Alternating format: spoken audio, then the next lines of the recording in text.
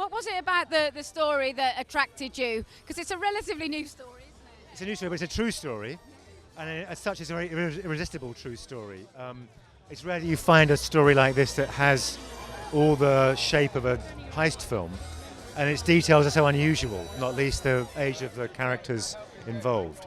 So that was very appealing as a documentary filmmaker from my background, that true stories are something you kind of feel very comfortable with, and this one was just kind of so surprisingly neat as a heist film and so surprisingly original as a kind of the people involved. So it was great to find the story, everyone knew the story, of course, hardly finding it. It announced itself very clearly to all of us, I think. Was it difficult to get the balance between infusing truth as well as kind of having to build it around a narrative, really?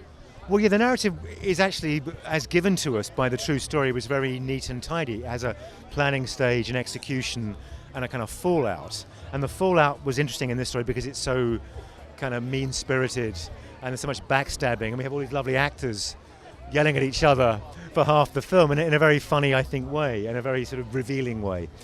So yeah, it was the balance between drama and comedy, if you like, is part of the story. And trying to get that right was, I guess, part of our challenge.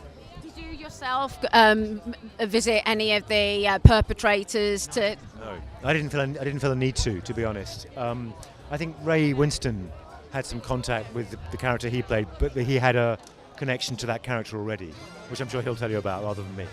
Was it difficult for you as a director or interesting even, to visit the theme of greed and that kind of conflict and people turning against each other? Was that something interesting? Drama is so often about that. It's about conflict. It was always about conflict. In this case, it's conflict amongst people who have a sort of given unity as they go in. In order to do a heist, you have to be together. You have to be a team. You have to collaborate and trust each other. But that trust breaks down once you've got your hands on what it is you're after. That's almost always the case in our imperfect human world,